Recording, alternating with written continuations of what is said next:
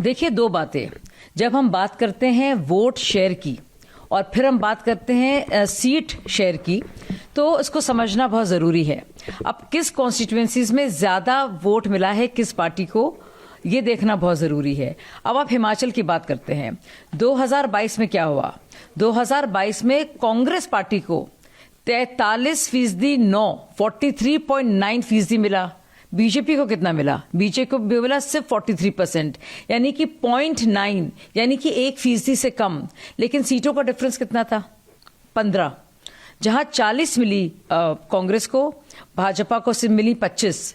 तो यानी कि 1% से भी कम का इतना असर पड़ता है। ये समझने की जरूरत है। और हमारे यहाँ सिस्टम है फर्स्ट पास द पोस्ट। अगर किसी को 10, 1, 2, 3 ज्यादा भी मिल जाए तो वो जीत उसकी होगी। The winner takes all. ये है फर्स्ट पास द पोस्ट का जो हमारा सिस्टम है भारत की डेमोक्रेसी में। तो ये कह देना कि सिर्फ ओवरऑल वोट शेयर में सिर्फ 2% उनको ज्यादा मिला है, अपने आप में एक उसको समझना नहीं है। तो जो भी इलेक्शंस को समझता है और वोट शेयर को समझता है, हो सकता है कि 4 कॉन्स्टिट्यूएंसीज में बहुत ज्यादा आपको वोट मिल गए, बाकी में नहीं है, तो जाहिर है सीटें तो आप उसी के हिसाब से जीतेंगे ना, यहाँ पे जो मेजोरिटी है। तो कलेक्टिवली देखना वोट शेयर को और अलग से देखना। इसीलिए आप देखिए, मैं हिमाचल का आपको एग्जाम्पल को दे रही हूँ। और आप याद कीजिएगा, इस चुनाव मध्य प्रदेश में इस चुनाव से पहले जब शिवराज चौहान जी मतलब जीतते जीतते हार गए थे, कितना कम परसेंटेज में डिफरेंस था। और वैसे आप 22 के हिमाचल प्रदेश के असेंबली के इलेक्शन देखेंगे तो आप देखेंगे कि सिर्फ 1% के फर्क से 15 सीटों का फर्क पड़ा है, कहीं 40 तो कहीं 25। तो ये समझना जरूरी है। और जो लोग बात कर रहे हैं कि कांग्रेस को अलग से नहीं लड़ना चाहिए था, मिलकर लड़ना चाहिए था, तो हमारा देश में जिस तरह की लोकतांत्रिक प्रणाली है वो बहुदलीय प्रणाली है, मल्टी पार्टी डेमोक्रेसी है। हर एक पार्टी को लड़ने का, किस्मत आजमाने का पूरा हक है। और कांग्रेस पार्टी ने अगर आप ये मान रहे हैं कि कांग्रेस पार्टी के आने के वजह से आम आदमी पार्टी हारी है, तो आम आदमी पार्टी के आने से तो कांग्रेस भी भगाई गई थी। उनकी राजनीतिक जमीन इतनी सिकुड़ गई थी कि पंजाब और दिल्ली में बाकायदा उनका पूरा नीलबटा सन्नाटा हो गया था। तो अगर इसको कई तरीके से देखा जा सकता है, तो ये कह देना कि कांग्रेस को आप श्रेय दे रहे हैं या फिर कांग्रेस को आप ब्लेम कर रहे हैं भाजपा की जीत के लिए, अपने आप में बहुत ज्यादा अहमकाना सोच है। उसका कोई तर्क नहीं है और ना ही कोई आधार है। मैम, साथ ही पंजाब, तो क्या लगता है आपको कि पंजाब में भी चेंजेस हो सकते हैं? क्योंकि ऐसा कहा जा रहा है कि भगवंत मान भी बहुत इंटरेस्टेड है बीजेपी में आने के लिए। देखिए, आपदा का खात्मा तय है।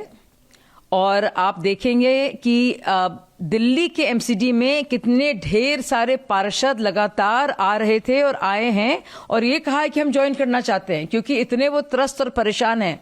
वैसे ही आप देखेंगे कि पूरी तरह से टूट के कगार पर है आम आदमी पार्टी। और इस आपदा का वाकई में राजनीतिक खात्मा होने वाला है।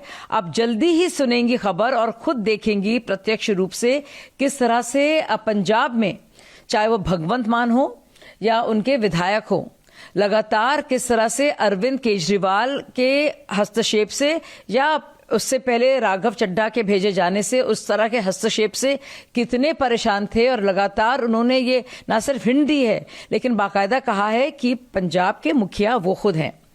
ये अलग बात है कि खुद वो और विधायक कितना रहना चाहेंगे आम आदमी पार्टी के पास और कितना बर्दाश्त करेंगे केजरीवाल जी द्वारा जो जिल्लत उनको मिलती है, ये खुद वो सोचेंगे और उसके हिसाब से वो अपनी किस्मत का फैसला और राजनीतिक फैसले खुद लेंगे। मैम, साथ ही जो बीजेपी ने ये बोला कि जो दिल्ली असेंबली का पहला सेशन होगा उसमें सीएजी रिपोर्ट सबसे पहले टेबल की जाएगी। तो क्या लगता है आपको कि उसमें क्या चीजें होंगी और क्या आ सकता है? देखिए, आप लोग समझते नहीं है सीएजी रिपोर्ट क्या है आसानी से, क्योंकि कॉम्प्ट्रोलर एंड ऑडिटर जनरल। मैं आपको बता दूं कि जो कुछ भी बड़ी योजनाएं होती हैं जिन पर पैसा खर्च होता है, मुख्तलिफ राज्य सरकारें पैसा खर्च करती हैं, उसका एक हिसाब किताब है वो।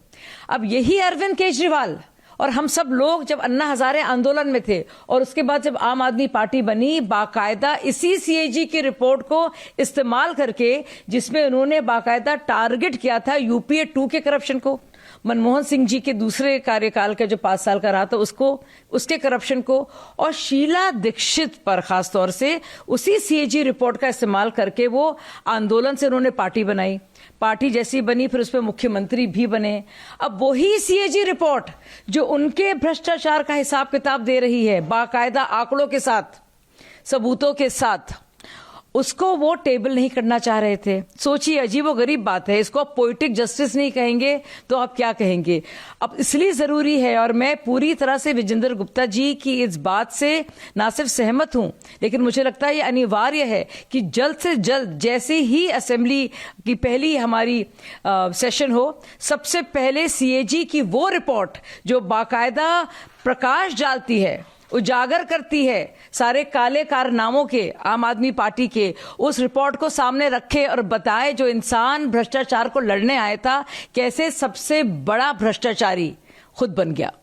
मैम, साथ ही पीएम फ्रांस आज से, तो ये भी वो शायद 2 दिन यूनाइटेड स्टेट भी रह के आएंगे। क्या लगता है आपको ट्रम्प जी से क्या हो सकती है, बेसिकली क्या बड़े मुद्दे और क्या बात हो सकती है, क्योंकि वो ट्रम्प के कार्यकाल के बाद वो पहली बार जा रहे हैं? देखिए, चाहे वो ट्रम्प हो या उसके बाद बाइडेन हो, भारत के रिश्ते लगातार अमेरिका के साथ एक बराबरी का रिश्ता है, एक समानता है, एक म्यूचुअल उसमें सम्मान है एक दूसरे के लिए, और बहुत कुछ डिस्कस करना है उसमें, चाहे वो ट्रेड से रिलेटेड बातें हों या फिर टेक्नोलॉजी से रिलेटेड बातें हों या और ढेर सारे प्रोजेक्ट्स जो दोनों देशों के रूप में हैं। और आपने देखा था, चाहे लगातार जब से नरेंद्र मोदी जी बतौर पीएम जिस तरह से भारत का नाम और परचम लहरा रहे हैं पूरे देश में, और भारत का महत्व बतौर ग्लोबल लीडरशिप किस तरह से देखा जा रहा है, समझा जा रहा है, परखा जा रहा है और आका जा रहा है, उसी दिशा में और आगे मजबूती से भारत का पक्ष रखकर, और दोनों दिशों के में जो दोनों डेमोक्रेसीज हैं, जो नेचुरल एलाइज जिसे कहा जाता है, उसके मद्देनजर अपने अपने इंटरेस्ट को साथ रखेंगे और बेहतरी की तरफ, दोनों रिश्तों में और भी बेहतरी और उनमें इजाफे की तरफ बात करेंगे। मैम, महाराष्ट्र में है इंडिया गॉट टैलेंट, उसके जो उनको जो होस्ट करते हैं समय रैना, यूट्यूबर रणवीर अहलावालिया और एक इन्फ्लुएंसर अपूर्वा, इन लोगों के ऊपर women commission, Maharashtra women commission ने और महाराष्ट्र कमिश्नर ने उनके केस फाइल हुआ है अगेंस्ट, क्यों वुमेन के लिए अब्यूसिव चीज़ें यूज़ करने के लिए।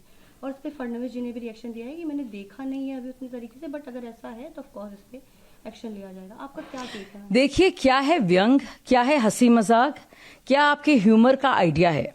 आप अगर इतनी बदतमीजी की, बदतहजीबी की बात कर रहे हैं और आप कंटेंट क्रिएटर हैं और आप इस तरह के ऊल जलूल बेमतलब के एक बद दिमाग सोच के सवालात और कंटेंट क्रिएट कर रहे हैं और उस तरह की बातें कर रहे हैं, तो बहुत जरूरी है कि इस तरह के झूठ मूठ के व्यंग को, जो परेशान करता है, जो हंसाने के लिए नहीं है, जो बहुत ही अभद्र है और जिसमें ह्यूमर तो कम बदतमीजी ज्यादा झलकती है, उसको रोकने की और उसको अंकुश लगाने की बिल्कुल जरूरत है। और मुझे लगता है इस तरह के कंटेंट क्रिएटर्स को भी समझना चाहिए कि क्या उनकी लक्ष्मण रेखा है, क्या फ्रीडम ऑफ स्पीच के नाम पर आप ऑब्सिनिटीज, बदतमीजी और इस तरह की बातें कर सकते हैं, जो जिसको लेकर जो आपके शो में जो लोग पार्टिसिपेट कर रहे हैं, जो पार्टिसिपेंट्स हैं, उनसे आप इस तरह के सवालात पूछेंगे कि आप उनको एक तरह से जलील करेंगे और इतने एम्बैरेसिंग जगह पे खड़ा कर देंगे कि उनको समझ भी नहीं आएगा कि इसका जवाब कैसे दिया जाए। क्या इस तरह की बातें कोई किसी से भी कर सकता है? क्या कोई दोस्त भी किसी दोस्त से कर सकता है? तो ना तो ये ह्यूमर है, ना तो ये व्यंग है, ये सब बदतमीजी है और अश्लीलता है और इसको रोकने की जरूरत है। मैम, मणिपुर के दिया और उस पे वहाँ पे ये बोला जा रहा है कि नो कॉन्फिडेंस मोशन था, इसलिए उनके एमएलएज उनके अगेंस्ट थे। बस उन्होंने उनकी वहाँ की बीजेपी ने डिनाई किया, उन्होंने बोला ऐसा कुछ भी इंटरनल नहीं है। देखिए, विपक्ष को हमेशा दिक्कत है, जिस कारणवश उन्होंने रेजिग्नेशन दिया है उन्होंने उसको भी स्पष्ट रूप से सबके सामने रखा है, लेकिन कहीं ना कहीं आपको कोई ना कोई साजिश आपको क्रिएट करना है और आपको जो भी चीज हो रही है उसको फेस वैल्यू पे नहीं लेना है। और इसी के चलते अब आप इस तरह के आक्षेप लगा रहे हैं कि ये वजह रही होगी इसलिए किया गया है। तो मुझे लगता है विपक्ष के पास कहने को कुछ नहीं है।